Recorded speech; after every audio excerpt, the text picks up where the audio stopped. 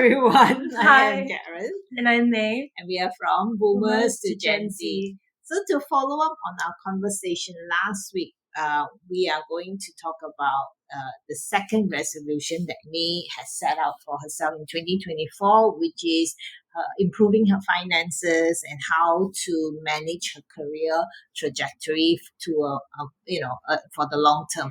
So don't go away, and we'll be right back.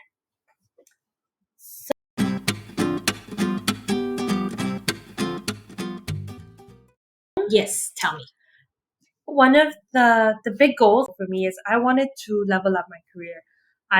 I have been doing marketing for a while now, and I wanted to sort of grow it to the next level and see what else I was interested in. So workshops is a really big area that I'm interested in. I've been a trainer since 2020, started doing workshops, and have now touched into a little bit of like coaching. I'm not a certified coach in any way. The career coaching is more of a exploration, discovery call where I kind of help students identify their values so that they know where they want to go next. A lot of them don't know how to answer. Like, True. What type of person are you? What are your strengths? What are your interests? And using those answers to decide which university program should you join and what career should you start moving towards. So that has been really interesting. And I've got these 3 balls juggling at the moment. And it's a lot of work. I'm discovering how much I don't know. I don't know how to scale up a business. I never thought that like this was going to become something. I always thought that I would always be just like in the gig economy, but I can see that sort of shifting now, and my freelancing life is going to turn into maybe a bit more structured, where I'm going to have a selection of clients, hopefully have some teammates to be working with me on projects. And then for me personally to be aggressively out there doing more workshops. It's a big shift. We have to applaud Mae for this. It's not even 6 months, and she has made all those little steps to call on companies, to give lots of talks and things like that, to create a space for herself as a trained speaker as well as a coach. And what she's found a niche in coaching students to find their calling. And it's true, because a lot of 17, 18-year-olds really knows what they want to do as a career at such a young age. So basically, am I right? You post certain questions, ask them to fill it up to find where is their value, what is their core, what is their natural talent, what they don't like. Am I right? And then you gel it out. That's exactly what I do. So like one of my favorite exercises is I give them 60 seconds to write down as many interests as they can come up with. And in this exercise, because it's a game in their mind, they try to write as many as they can. And at the end, we say, okay, well, creative writing, maybe you like gardening, it can be multiple little interests and hobbies. Oh, I like the outdoors, I like hiking. And what we will start to realize with these students is that there's an overlapping theme. And within that overlapping theme, then we're going to say things like, oh, so you care about the environment because you love being outdoors. You like animals because you like going to SPCA. You get excited to even just go to the pet shop with your family to see the puppies. So then if you look at these interests, how do your interests inform us about your values? Right. So how do you mitigate certain more traditional parents who expect their children to be either doctors, lawyers, accountants? I mean, the traditional career path. We do talk about passion. Sometimes our passion doesn't put food on the table. How do you guide these students through that, so that concerns are also realized? And it's a really big influence, especially in our culture here in Malaysia. As mothers as well, like we know that like at 16 and 17, you probably don't know. I made a lot of bad decisions, right? And that's because we don't really know. And sometimes our parents' opinions and like the plan that they have for us should be the path that we go on first, unless we can prove why, you're so sure about something. But how we mitigate this is, okay, let's say you want you to become an engineer, but you don't feel that inspired by the engineering topics. You need to find a way to find a course that has engineering and allows you to do your social work with animals, or has a really big garden center where they perhaps have vertical gardening rooms that allow you to disperse gardening in cities. There's 2 things that you're fueling here. There's fueling your mind, which sometimes you can have rejection. And it's basically telling these students that it's okay to have that rejection because it's the unfamiliar. So when something's unfamiliar, it's hard. But when they start getting the hang of it, that sense of gratification, right? Now they've actually found a place where, like, okay, I have an outlet for something that I know I love that fuels me internally. It also allows them to sort of not disregard or abandon something that they might be really passionate about, because holding on to your passions, especially when you get older, a lot of adults, and I do workshops for adults as well, they forgot how to play. Adults have forgotten how to play. Yeah.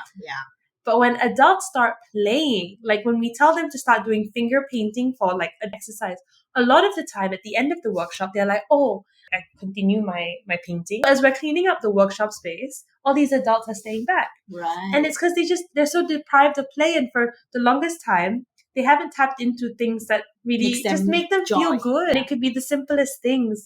It's actually making the younger generation recognize the importance of that, because also when they do and they know how to harness that motivation, they would be more sustainable. They'll be mentally resilient, emotionally resilient in the face of like multiple types of adversity. When they're confronted with difficult situations, hard feedback, they have an outlet.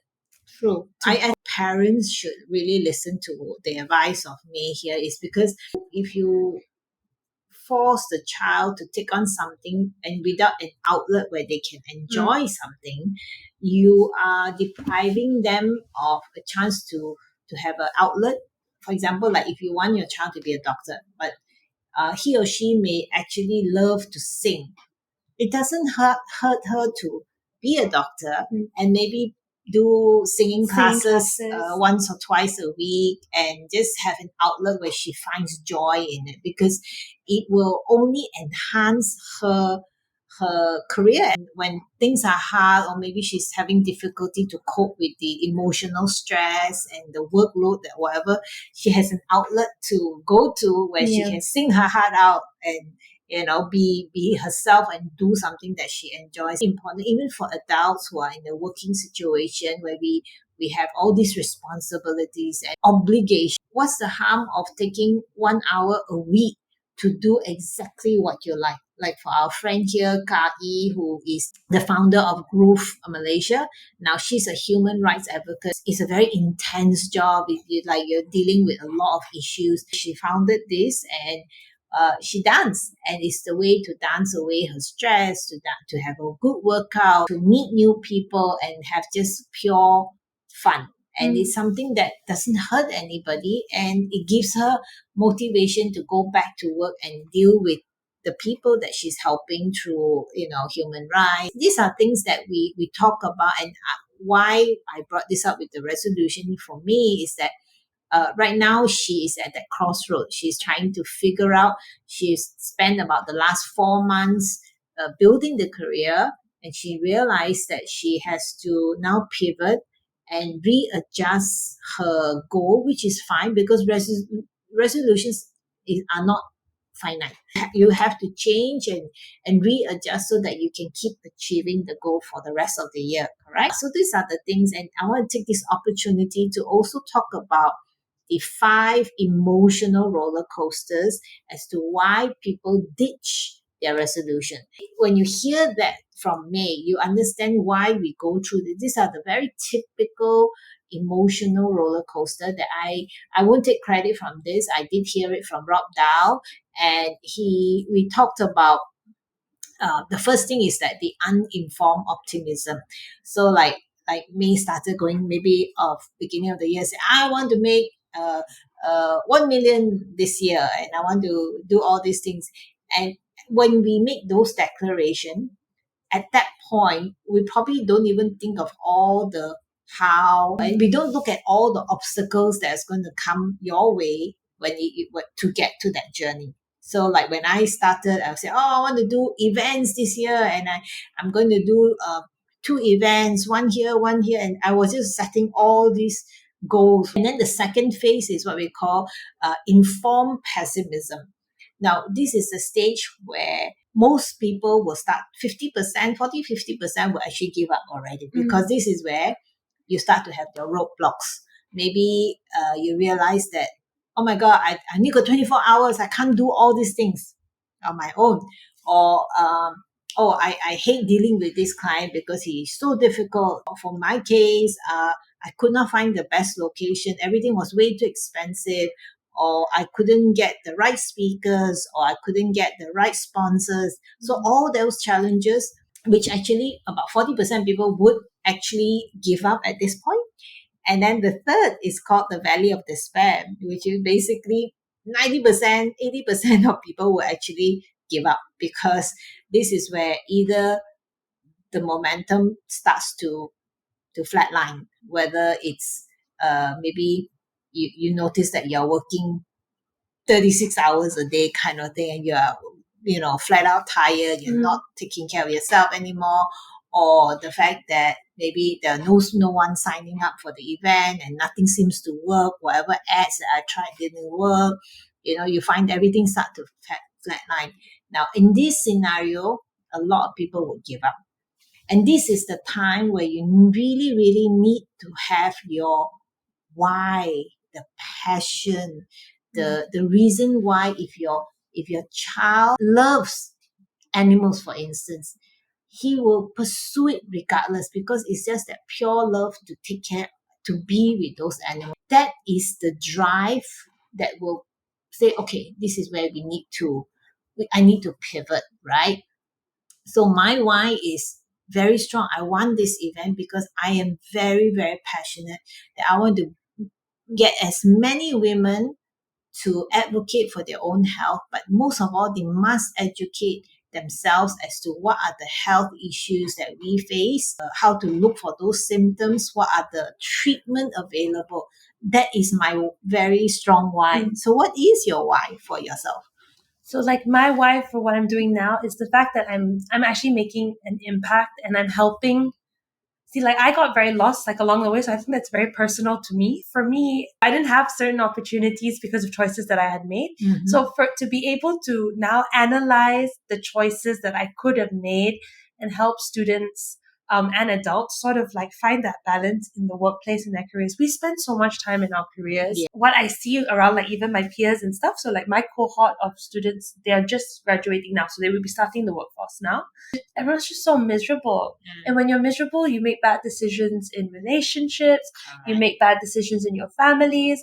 By doing this, by helping people understand their values, like I think I would be able to make an impact, because it's not me sort of like telling them what to do, but it's just facilitating the thought process. And a lot of the time, they have the aha moment themselves. Right. And they're like, oh yeah. And you're like, yeah, right.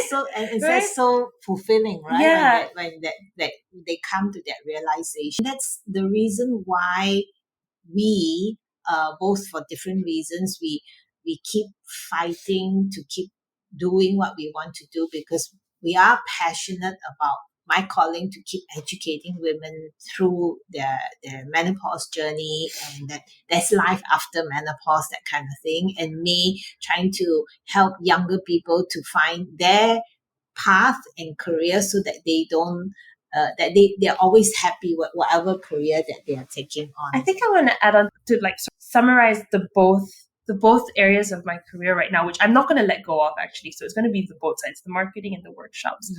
And I think as Karen was saying that, I was like, actually, no, it's not so much what I just said, but it's actually more so of now we're going so deep into AI. We're going to a world of AI, right? And I think that comes down to what I said about the human touch, like people just losing a sense of like their values. Now it's very do mentality, right?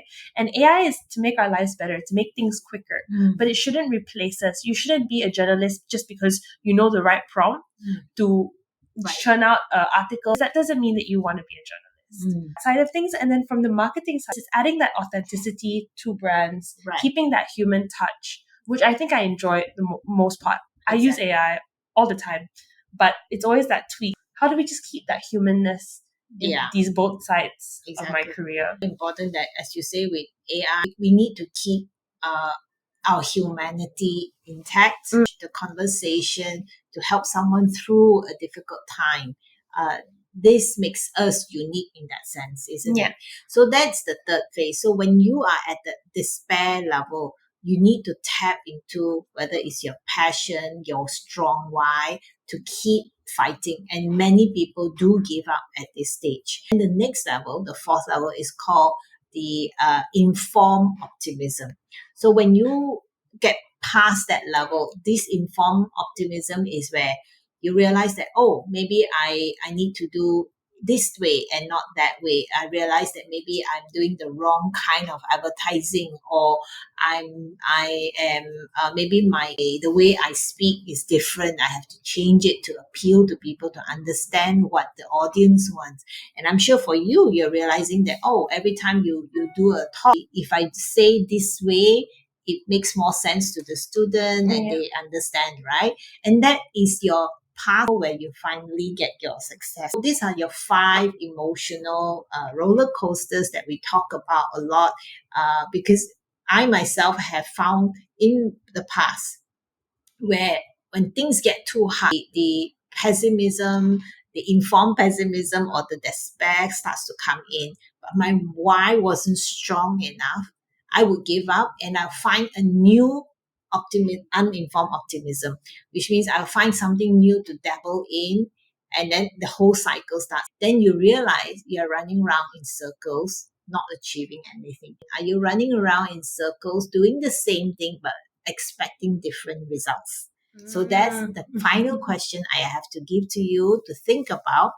Do you think you are doing the same thing but expecting different results in your lifetime? What stage are you in this 5 emotional roller coaster? Comment and let us know, because it will help you identify what needs to be changed. For me, my why is very strong. I'm able to surpass and get to the next level because as much as we are human, and if we understand those emotional levels, that will help us fight through and achieve the goal that we all set out to do. We end here for this evening, for today, and I hope that you understand that this is purely an entertainment purpose only, and we hope to see you next week.